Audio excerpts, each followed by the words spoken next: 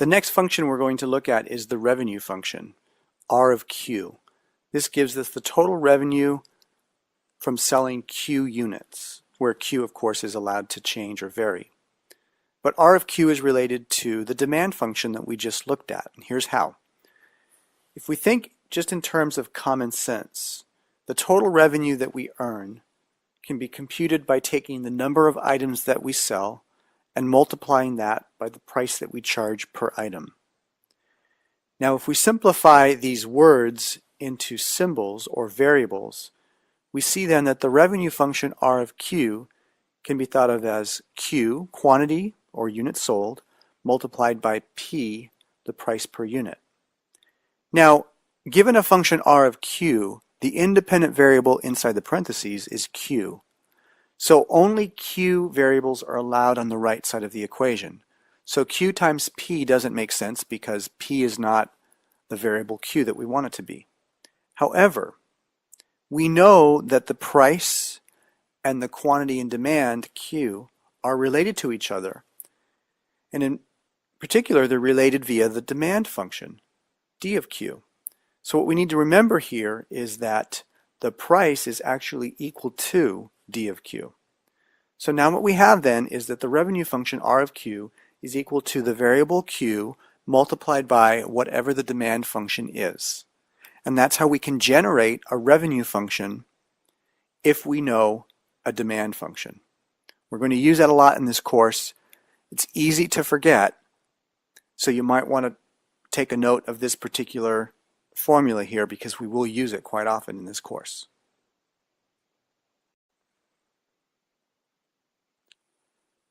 So let's do an example using a demand function that we've already seen in this topic. D of Q is equal to negative 3Q plus 250.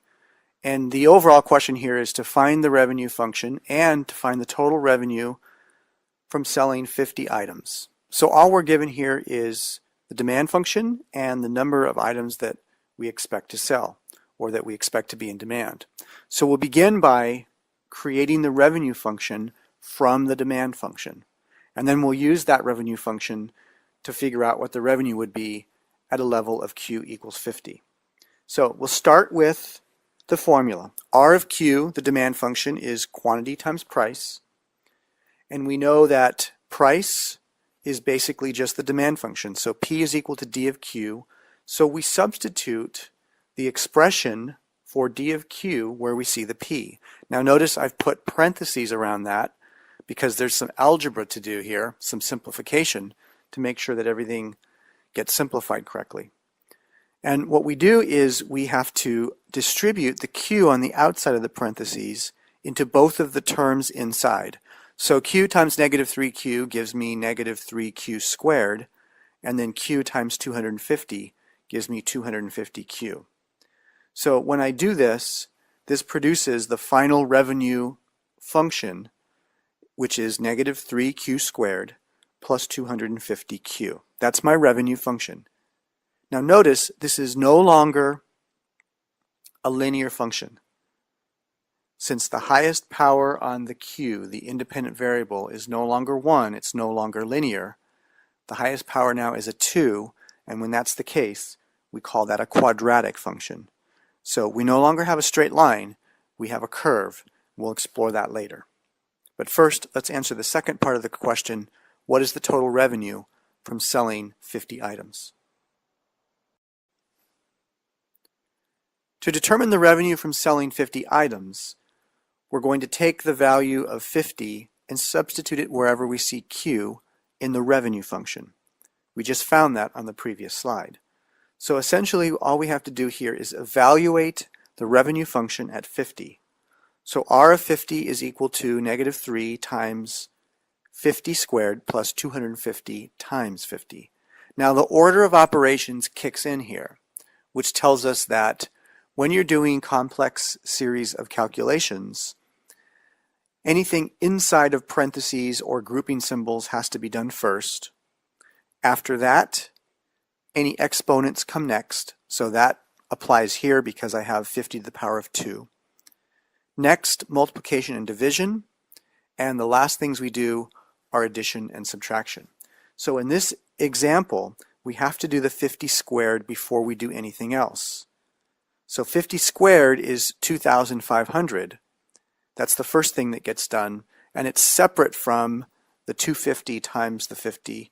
It's separate from the 3 in the front, the negative 3 in the front. So we end up with negative 3 times 2,500, which is negative 7,500, plus 12,500, which reduces to 5,000. So R of 50, the revenue from selling 50 items, is 5,000. And of course, revenue is measured in dollars. So we would say that the total revenue from selling 50 items would be $5,000.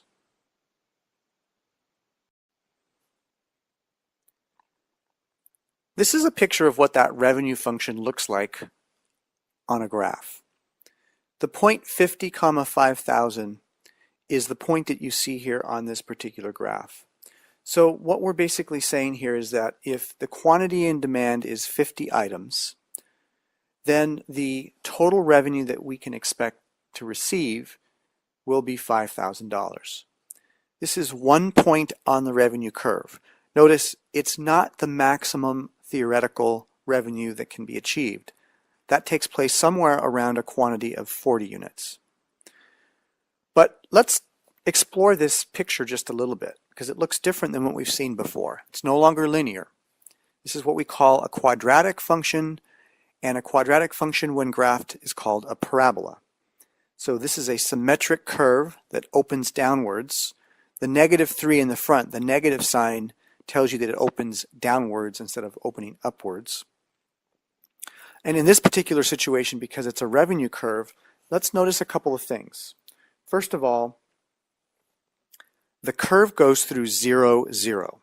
So when quantity is 0, total revenue is 0. If you look at the equation, if you were to plug in 0 for Q, you get 0 for R.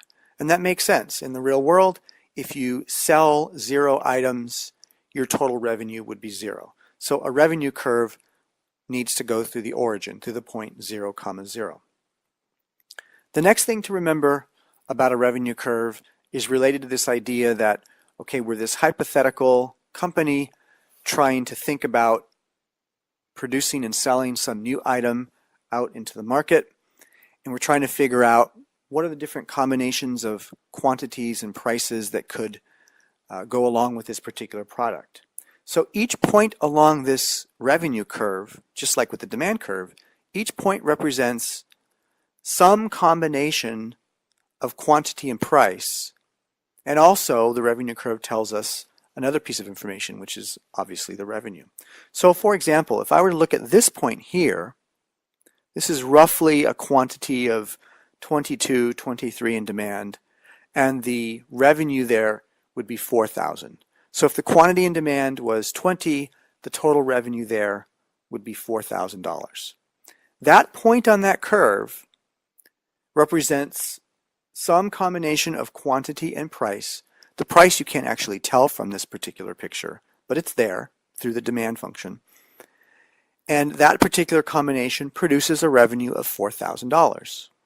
Now notice, on this curve, there are 2 points where the total revenue is $4,000. The first one is what you see here.